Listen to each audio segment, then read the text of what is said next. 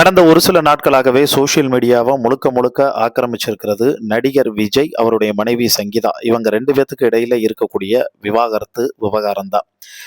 இதுக்கு முக்கிய காரணம் என்னன்னா, சினிமாவில் சம்பாதிக்கிறத நிறுத்திட்டு அரசியல்ல சொந்த காசை செலவழிக்கிறதுல விஜயோட மனைவி சங்கீதாவுக்கு கொஞ்சம் கூட உடன்பாடு இல்லை.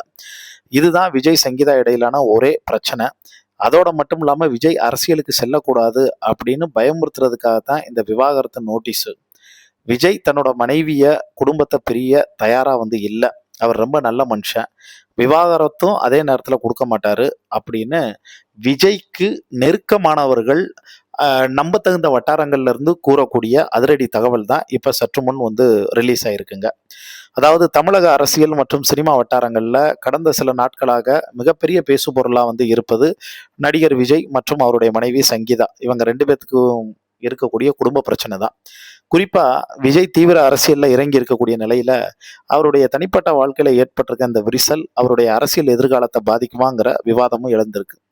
விஜயோட அரசியல் வருகைக்கும் சங்கீதாவுடனான மனக்கசப்புக்கும் இடையே ஆழமான ஒரு பொருளாதார காரணமா இருக்கும் அப்படின்னு தற்போதைய தகவல் வெளியாயிருக்கு. அதாவது சினிமாவில் கோடிக்கணக்கில் சம்பாதிக்கிறத நிறுத்திட்டு ஒருத்தவன் போய் மக்கள் பணிக்காக தன்னோட சொந்த பணத்தை செலவழிக்கிறதுல சங்கீதாவுக்கு துளி கூட உடன்பாடே இல்லைங்க. இதுதான் அந்த மோதலோட மையப்புள்ளின்னு சொல்றாங்க.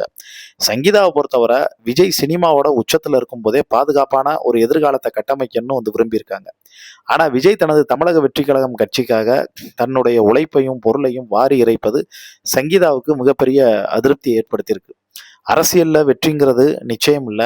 கடினமா உழைச்சு இவ்வளவு நாள் பார்த்தனா கஷ்டப்பட்டு சேர்த்த அந்த பணத்தை எல்லாத்தையும் இப்படி செலவழிக்கிறது குடும்பத்தோட நிதி ஆதாரத்தை பாதிக்குங்கிறது தான் சங்கீதாவோட ஆர்கியூமெண்ட். இது வெறும் பணம் சம்பந்தப்பட்ட விஷயம் மட்டும் இல்லை, தங்களுடைய பிள்ளைகள் எதிர்காலத்தை பாதுகாக்கும் அக்கறையும் இதுல இருக்கிறதா அவங்க தரப்பு சொல்லப்படுதுங்க. இந்த சூழ்நிலையில விஜய் அரசியலுக்கு செல்வதை தடுப்பதற்காக அல்லது அவரை பயமுறுத்துவதற்காக மட்டும்தான் இந்த விவாகரத்து நோட்டீஸ் அனுப்பப்பட்டதா என்ற கேள்வி எழுந்திருக்கு. அரசியல்ல நுழையும் ஒருத்தவருக்கு கண்டிப்பா நல்ல பேருங்கிறது ரொம்ப ரொம்ப இம்பார்ட்டன்ட்.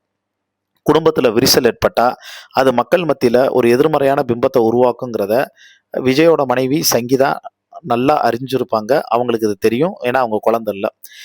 அதனால விவாகரத்துங்கிற ஆயுதத்தை கையில் எடுத்தா விஜய் தன்னோட அரசியல் முடிவை மறுபரிசீலனை செய்வாரு, இல்லாட்டினா குடும்பத்தோட விருப்பத்துக்கு இணங்குவாருன்னு எதிர்பார்த்து தான் இப்படி ஒரு விஷயத்த செஞ்சிருக்கலாம்னு அரசியல் விமர்சகர்கள் கணிக்கிறாங்க. இருந்தாலும் விஜய்க்கு நெருக்கமான வட்டாரங்கள் தெரிவிக்கக்கூடிய தகவல் என்னன்னா, விஜய் தன்னுடைய மனைவியும் குடும்பத்தையும் பிரிய எந்த காலத்திலையும் தயாராக இல்லை. சங்கீதா மீது அவருக்கு மிகுந்த மரியாதையும் அன்பும் இப்போ வரைக்கும் பார்த்தோன்னா இருக்கு.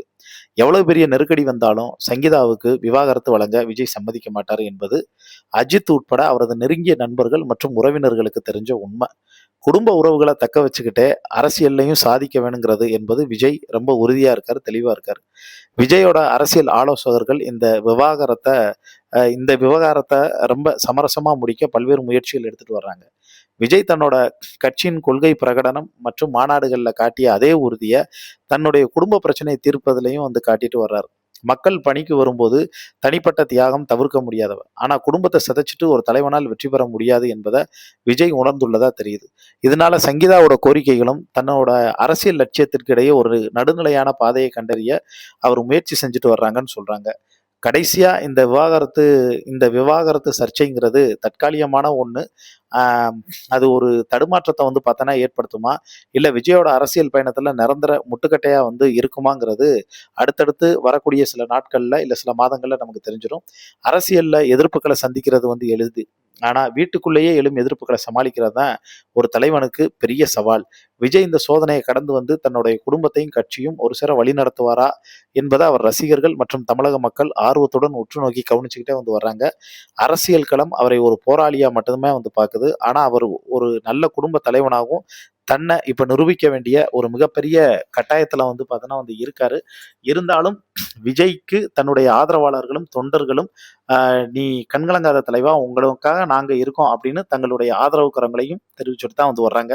இதை பத்தி உங்களுக்கு தோணக்கூடிய கருத்துக்களை கீழே இருக்கக்கூடிய கமெண்ட் பாக்ஸ்ல மறக்காம மென்ஷன் பண்ணுங்க.